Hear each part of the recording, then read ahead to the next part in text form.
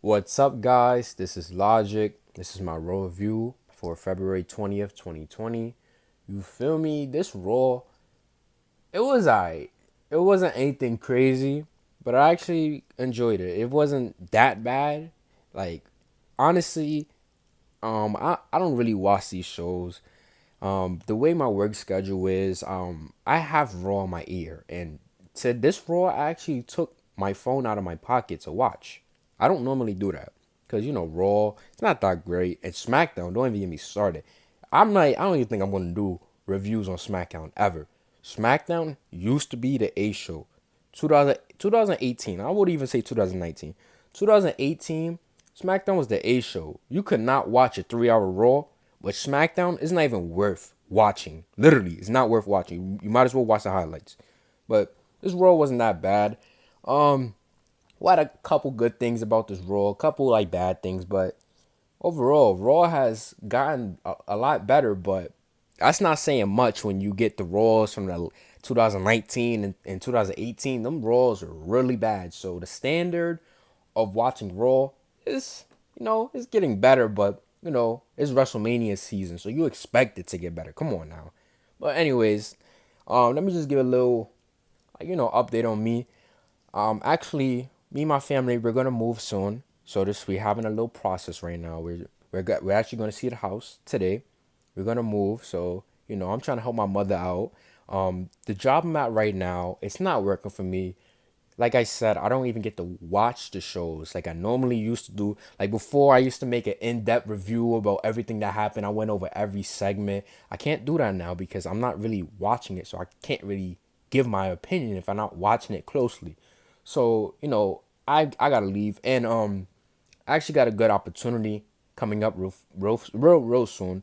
So hopefully I'm out of here. Like this, once this opportunity comes, I'm gonna take it, and I'm out this company because this company, the hours, it's not working for me. Like I need to watch my Raw and SmackDown. I'm tired of listening to it. But anyways, enough for me. Let's just get into the show. So we start off with first thing we see is AOP with Seth Rollins and not Buddy Murphy, but Murphy. His name is Murphy now, not Buddy. They took Buddy out. I don't know why. I mean, Buddy Murphy wasn't a good name to start with. And you guys know, if you guys watch my old reviews, I'm a big fan of Buddy Murphy. But Buddy, come on, your first name is Buddy. It's not really a good wrestling name, but come on, why enough with the name changes. Who cares? Like, just keep it. What's the point? There's literally no point. Anyways, you start off with they don't even have a real name. The the Mennonite Messiah and his disciples. Who cares? That's not really a name for them. But when I look at this team, I see two wrestlers holding the Raw Tag Team Champions and a tag team, AOP. I don't get why AOP is not holding. I don't know. It doesn't make sense. Only thing I could see, like the reason they did this is for Kevin Owens and Samoa Joe to take titles from them at WrestleMania. If that's not what's gonna happen, I don't know what they're doing. This does not make sense at all. Yeah, I like listen. I don't know what's going on Raw. It's like I like I wanted to make this channel to complain about this stuff and have fun and make jokes, but like the more I watch it, the more I'm just like whatever. I don't really even care. You feel me? Like I'm still gonna review it. I gotta give my opinion. This review is not gonna be that long. I don't really have that much time, so I'm gonna just give my brief opinion about everything. But the show opening, it wasn't that bad. But the thing about it, we're getting the same thing over and over and over again. Seth Rollins, he comes out, he talks. Kevin Owens interrupts, and he says, "Oh, Seth, you're talking too much." We seen this promo over and over and over again. So I don't know why we keep seeing this. They don't change it up. But the opening wasn't that bad. Now we got spoiled because they already announced this match. We were gonna have an 8-man tag team match. We were gonna have this. They already announced it beforehand, like a week before. So, why did we need this to even like set up the match? This was to set up the match. So why did this happen? Whatever. I'm not even gonna get into what Seth Rollins said. Like I said, it's the same thing. If you heard what these guys said the last 3 weeks, then you already know what they said. So basically, Seth was going on, and he has like a new little look. Like I said, like look, Seth Rollins, he's a good heel. I'm not saying he's great, but he's a good heel. Seth Rollins is a babyface, not the best. It depends on the situation. When he was IC champion, he was on top of the world. But they messed up so bad in Hell in a Cell because they messed up the Fiend's momentum and they messed up Seth Rollins' momentum. So that's how you know. Like WWE, they don't know how to listen to the fans. The Fiend didn't even need the title in the first place. So let's get that straight. He didn't even need the title. So I'm just happy that Seth is in the heel role now and they're not forcing him as a babyface no more. At least I can say that. But I still don't see the purpose. He's the Monday Night Messiah. That's a Vince McMahon line. They saying that over and over and over again. And I don't know what the purpose is. What is he trying to do? Like, he doesn't really have a purpose. He's just saying stuff. So, whatever. Who cares? So, Kevin Owens interrupts him. Whatever. Seth basically says, oh, you're alone. Viking Raiders come out. He says, oh, Seth says they're not solid. Kevin, he chops them. I don't know why, but he said they're pretty solid. Then they go out to attack them, whatever. They have their little brawl. Then Samoa Joe, who was injured like 2 weeks ago, sneaks behind Seth Rollins and gets him in a coquina in the clutch. Now, that was awesome. That was the only good thing about this segment, that we seen Samoa Joe return and get his hands on Seth Rollins. Like, obviously, they didn't brawl too long. They separated. But that was awesome. But the thing about it, like I said, this match was already advertised. So we knew Samoa Joe was going to be in the building. So WWE just needs to stop telling us. Do not tell us that. It would have been awesome if we thought, oh, it would have been Kevin and the Viking Raiders. They they handicapped. They don't got a fourth person. But then Samoa Joe shows up behind and now he's back. Yeah, that's awesome right there. But you guys already kind of spoiled it. So, I mean, hey, it was all right. It wasn't the best. It wasn't bad. It was all right. Anyways, so like I said, they got in a little brawl, scuffle, and then the Hills, they retreat. Rollins and AOP Murphy, they retreat. But this is another thing I don't like. Becky Lynch. All right, so Viking Raiders, Joe and Owens, they're celebrating, and Becky Lynch literally interrupts their celebration and comes out. And I know why they did this. This is an agenda to push the women, and I get it. You want to make Becky look like a badass, but she's not the same Becky she was in 2018. Listen, Becky Lynch, when she first became the man, when she got her nose broken, that's when she was the hottest she's been. She has been on the decline ever since. I don't see her as the same Becky. She's not the man no more to me. She's really cringy. And that's not me hating on Becky. And I'm not trying to be a fickle fan, like, oh, I like something at one moment, a year go by, now I'm still like Seth Rollins. It's not that. It's WWE's creative. They don't know how to keep consistently booking someone in a good way. They always mess somebody up. Listen, I don't got none. I don't hate Becky, but the character of her betraying herself as a badass, that is not her. When I see a badass, I see Rhea Ripley. When I see a badass, I see Shayna Baszler. Listen, Becky Lynch, you're cringe. So, yeah, they trying to portray her as the man, whatever. But another thing, Seth Rollins and his crew, they haven't been looking weak.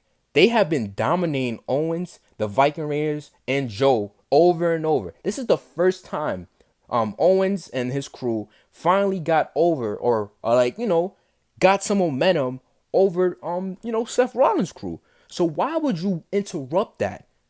It just like, come on, let them have the moment. I don't know, go backstage, do something else. Come on, it just doesn't make sense why they would even do that. So whatever. Becky Lynch comes out, has her match with Asuka for the Raw Women's Championship. This match was actually good. I actually stopped what I was doing at work to watch this match. This match was great, and I will even say this match was better than their Royal Rumble match at the 2020 Royal Rumble. So, yeah, I'm not going to get into this match. I'm not going to get into the detail. It kind of took me out because they had like 3 commercials. But whatever. You know what happened. One thing I got to say, though, they had a sequence where they was rolling each other up. Back and forth, back and forth. Asuka would get the pin. 1, 2, and then Becky would... Okay, sorry for the random pause. I just got interrupted.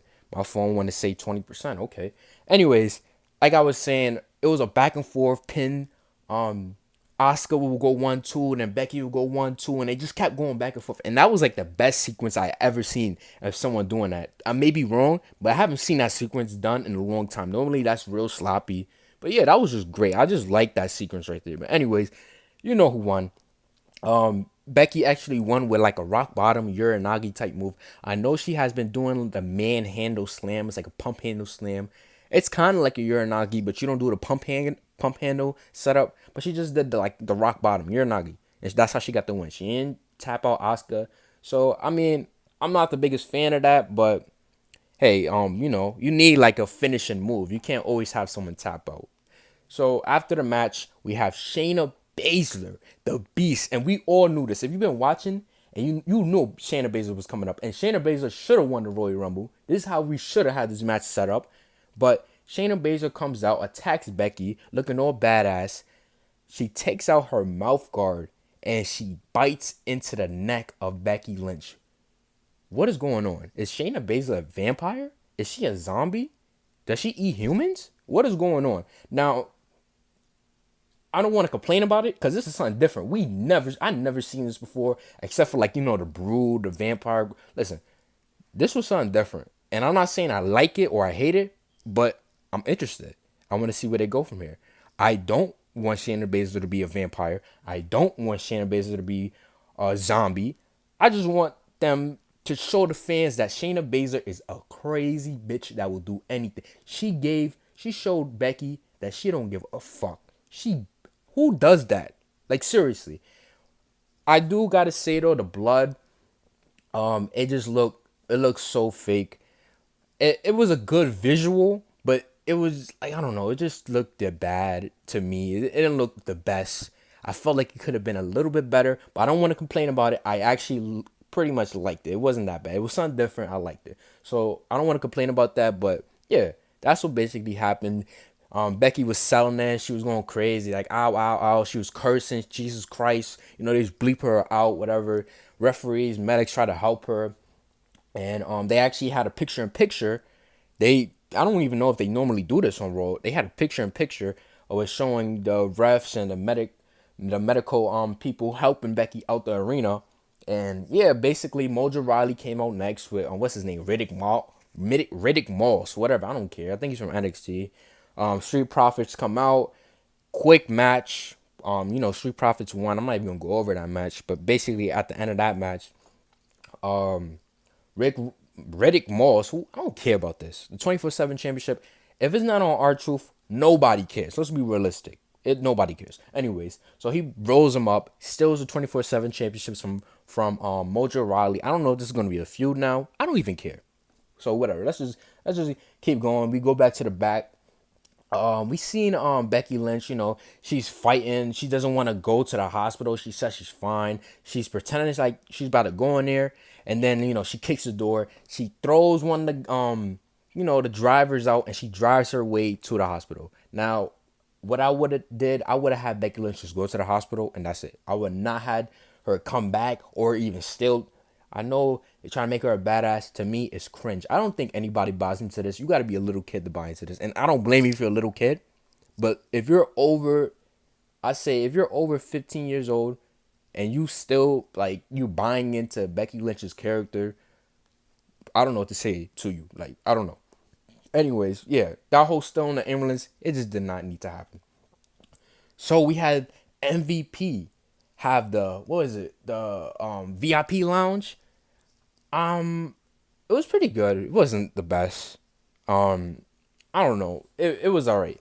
Because, MVP comes out. We haven't seen the VIP lounge in so long, like over 10 years now. The crowd likes him, but then you can clearly tell once he said, "I'm better than you," he's playing the heel character. So his guest is the Royal Rumble winner for the men's, Drew McIntyre, comes out, whatever. Basically MVP was kissing up to Drew McIntyre. Okay. He wants to be Drew McIntyre's advocate, like Paul Heyman's Brock Lesnar's advocate. So, just to sum it up, Drew McIntyre saw right through this. He saw the catch. He said, "MVP, I don't need someone to speak for me, and I don't need someone to kiss my ass. So MVP said he doesn't kiss ass, he whoops ass. So Drew McIntyre, he walks away. MVP said, you know, don't walk away from me. You're gonna give me an answer now. Drew McIntyre gave him the Glasgow headbutt. Countdown, 1, 2, 3, Claymore kick, boom, got it over with. I mean, it wasn't that bad. I can't really complain because it didn't damage Drew McIntyre. He got heat on MVP. I don't know if he's gonna come back and do this manager. Like, say if he just decides to go get somebody else.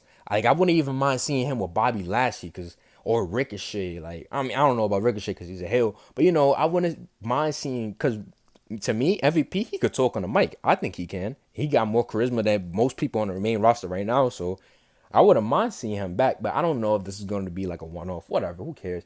It was decent for what it was. It got Drew McIntyre a little bit more over, so yeah, whatever. So boom.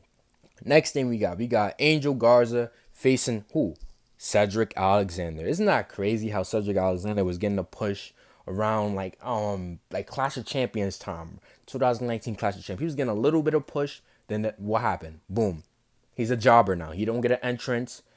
Yeah, he's a jobber. It's just crazy how he's a jobber now. Like, and I could see Cedric as a U.S. champion. Like, I don't see him as a world champion, but like I could see him as a good mid card act. But he's a jobber now. They don't care about him. But yeah, Angel Garza, he comes down. He's talking. But what's his name? Humberto Carrillo, and I don't even think Humberto Carrillo should be on the main roster. He should have stayed on NXT, stayed on 205 Live. He's not ready, but he comes out, street clothes on, and attacks Angel Garza. They break it up real fast, whatever. Angel Garza has his match with Cedric Alexander, and it's over. Boom. Who cares? Angel Garza, I love this dude on NXT. He's a face. We cheer him on NXT. On the main roster, he's a heel. I mean, I get it. He could play the face or heel, but this is what I want to see. When Andrade suspended, obviously. I can't even speak. What's going on? When Andrade comes back, I want Selena Vega to still be with Angel Garza, and Andrade to get a little jealous, and Andrade to attack Angel Garza. And I want to see Andrade versus Angel Garza, and I want Angel Garza to become a face. That's what I want to see. If you're going to keep him on the main roster, which I'm pretty sure that's what they're going to do because he's super talented, yeah, that's the feud I want to see. And, have Selena obviously pick Andrade to get more heat on Andrade and have Angel Garza have more sympathy. But yeah, that's what happened. Whatever. It was a squash match, basically. So we go backstage with Charlie. Rhea Ripley's back there, the NXT Women's Champion. She's waiting for Charlotte Flair to answer. And out of nowhere, this doesn't make sense. Sarah Logan comes out, goes up to Rhea Ripley and says, I don't like how you're here. I'm going to defend my turf. When are you ever on Raw? You're only on Raw to lose. You're not winning. You're not here every week. It just doesn't make sense. It makes her look like a goofball. That's what I hate. Come on now. Sarah Logan, yeah, you have someone, all right, you're going to have someone lose to Rhea Ripley, but Sarah Logan, she's not even here. I would have had Natalya come. At least we see Natalya every now and then. Sarah Logan, she's not on Natalya's status. Natalya's not up there, but Natalya's a veteran. So, yeah, I don't know, man. Who cares about Sarah Logan? So, we already knew this was going to be a match. Whatever. So we also had another interview with Bobby Lashley and Lana. Who cared about that one? I'm just going to skip right by it. Bobby Lashley just basically was saying that he's going to kill Ricochet tonight before he even faces Brock Lesnar. Yeah, okay. It was a pretty good match too, but who cares? Sarah Logan, Rhea Ripley, you already know how this went. Riptide, Sarah Logan is not going to get no offense. Get out of here, Sarah Logan. And actually, I'm going to skip ahead a little bit. Ruby Riott had an interview and she basically explained her actions, and she says she knows the real Liv Morgan. Liv Morgan is a follower. She's not a leader. She has to follow behind her. And yeah, basically she doesn't like that Liv Morgan is doing whatever she has to do. This is a logic gap right here. Why do you care about what Liv Morgan is doing? But Sarah Logan's, she's been on her own, doing nothing. You're not going to go after Sarah Logan either? It doesn't make no sense. Obviously, they're all, Ruby Riott and Sarah Logan are heels, but when you think about it, it doesn't make sense. Yeah, we were grouped together. But who cares? Anyways, after Rhea's match, Charlotte, before the match even started, Charlotte was out there watching, and this was horrible. This whole segment after Rhea was asking her, "Are you gonna give me the answer?" Charlotte was like, "Oh, I don't have to give you the answer, and you might not even be the champion. Past NXT Takeover Portland, being you have a match against Bianca Belair, you might not be champion. Might be facing her. Honestly, um, I don't even want to see this match no more. That whole segment with them talking, that was horrible. And Charlotte's horrible at a promo. I hate Charlotte's promos. But I don't even want to see this match no more. Honestly, I would want to see Bianca Belair versus Charlotte. That's a more interesting match to me. Now I don't know if they'll take the title off of Rhea. I don't think they will. But I'm being real. Like, I'd rather see Bianca Belair because look at that performance she had at the Royal Rumble. She lasted like 30 minutes, 8 eliminations, and I don't like. Come on, that was a great performance, and I don't even think we see Rhea Ripley at the Royal Rumble. And in my humble opinion, you could have your own opinion. I think Bianca Belair is a better athlete, better wrestler than Rhea and Charlotte, and she's long overdue to have the NXT title. Like around this time last year, she was undefeated. Do you remember the whole gimmick? Undefeated. Do you remember that? So I don't know. She's long overdue a title shot. She's come on. I don't know, man. Rhea Ripley, she's like only 22. She has a long time to grow. She doesn't need to be on the big stage with Charlotte Flair right now. She's young. She has a long way to go. She's only gonna get better. So why even rush it? But whatever, who cares? They actually announced WrestleMania 37. It's gonna be in Hollywood. I don't know why they announced that already. We're not even at WrestleMania 36 yet. So whatever. I'm not gonna complain about it. We had like a little graphic for Super Showdown. It's gonna be like AJ Styles, Eric Rowan, Andrade, R-Truth. I don't even know. Yeah, I don't even remember who else was in it, but it was like a little gauntlet match. Nobody cares about Super Showdown. If you care about Super Showdown, you gotta be from Saudi Arabia, which is okay. That's your show.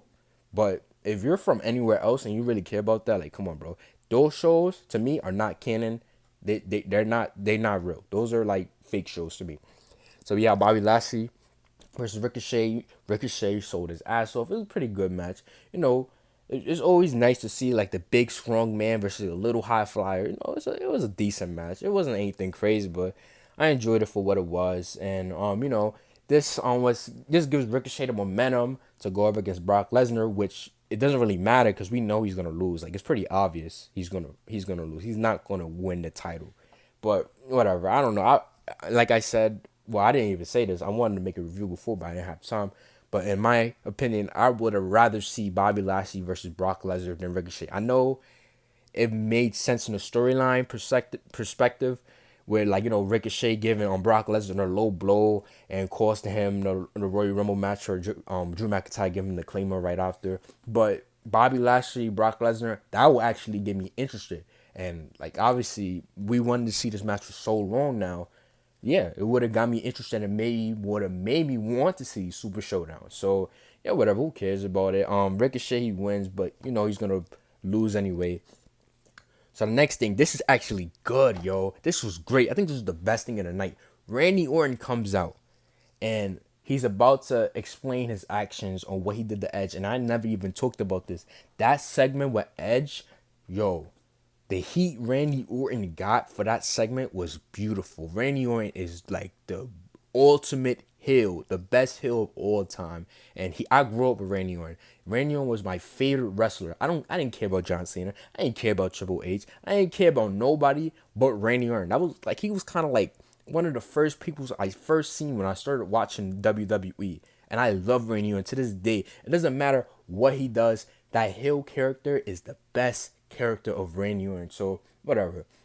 Randy Orton's about to explain what he did, but then Matt Hardy comes out. And like when I heard the Hardy Boy theme, I stopped everything what I was doing at work and I looked. I thought it was Jeff and Matt, but I saw it was Matt. Either way, I love Matt. So Matt comes out and Matt he just wants to know why Randy does it. Now it was kind of awkward because we all know the situation with Matt Hardy, Edge, and Lita. The affair. I don't even really need to go into it. We all know, even the crowd were chanting Lita. So we all know what happened between them. So Matt was basically saying that, he should be the last guy coming out here. It's kind of weird. But after hearing that Edge had to retire and him coming back after like 9 years, and that was a great return. Like that's like a Daniel Bryan type return. We thought we would never see Daniel Bryan in the WWE ring again, and we saw him. Daniel Bryan, like I think it was even better than Daniel Bryan's return. Honestly, 9 years. So after him coming back, there's no way Matt Hardy can hate him, and they've been friends forever. They invented the TLC matches. Jeff, Matt, Jeff, Edge, Christian.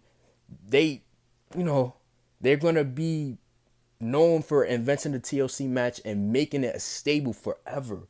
They created history. So, and they was all young. They all was friends. They all traveled together. They sleep in the same hotels. Listen, I love when WWE incorporates something real in a storyline. This is something real. When you listen to Matt Hardy, I believed every word he said. Every single word Matt Hardy said, I believed it. And the whole time you can see Randy Orton, he's fighting with himself. He doesn't want to attack Matt Hardy, but he doesn't even want to hear what he has to say. So like what did Edge do to Randy so bad that even Matt Hardy wouldn't even want to attack him? Even Matt Hardy forgave him. And that's the worst thing. A friend betraying you, sleeping with your girl. I don't know how you could forgive someone from that. So what did Edge do to Randy so bad? But anyways, basically Randy tried to go for the RKO. Then Matt Hardy he saw it coming, so he stopped it. He got a little bit of offense in, but Randy got the RKO at the end of the day. Boom. Randy got the chair, placed it under Matt Hardy's skull. Same thing he did to Edge, a concerto. I think that's what it's called. Hit him in the head. Boom. He's done. And this might be the last time we see Matt Hardy, honestly. He might stay in WWE and take like a backstage role. I wouldn't mind that, but I want to see Matt Hardy go be free, start his delete all over, and just, live his life. Go to AEW. Don't even gotta go to AEW. You go anywhere you want, but be creative, free, and do whatever you want. Live your life, man. Come on. But yeah, that segment was pretty crazy. That was the best segment of the night. I'm gonna speed through this real fast now. Aleister Black, what's his name? Tozawa, Black Mass. Who cares? Aleister Black, his squash matches over and over and over again. I think the next thing we see was Becky Lynch coming back. Whatever. That whole promo talking about, oh, I better find you better find me first, cause when I find you, I'm gonna kill you. Whatever she said. Who cares? Like I said, I feel like she should have never even came back. And the main event, the 8-man tag, wasn't anything special. The ending was great. I like the ending, but it's always the ending of the match that always picks up. Basically, Samoa Joe had Buddy Murphy or Murphy and Coquina. Murphy was tapping out, but the referee was too distracted. Rollins came in with a stomp. Boom. Murphy got the pin. 1, 2, 3. They didn't finally get the win, but they got a win over Owens and Joe again. The story is, when is Owens finally going to get that win over Rollins and get that revenge? It's going to happen sooner or later. Probably, like I said, WrestleMania. That's what makes sense. But yeah, like Raw, it wasn't that bad. It was watchable, but they could do better. It's WrestleMania season. We got to see some more exciting things happen. So yeah, that's my Raw review. It's Logic. Follow me on Twitter. Logic is KeyYT. Logic is KeyYT. I don't be posting on Twitter that much, but I'm still on Twitter. Whatever. Come back, check out the next video. I don't know if I'm doing SmackDown, may do NXT, may do AEW. I know I'm definitely gonna be start doing Raw again, but like I said, heard early in the video, my work schedule is all messed up, but I'm gonna get a new job very soon. I'm gonna get a new crib, so I might get some new equipment, and yeah, and everything's just falling into place. And I hope you guys just stay with me and keep watching, cause I'm telling you, it's only gonna get better from here. But thank you guys for listening. I'm out.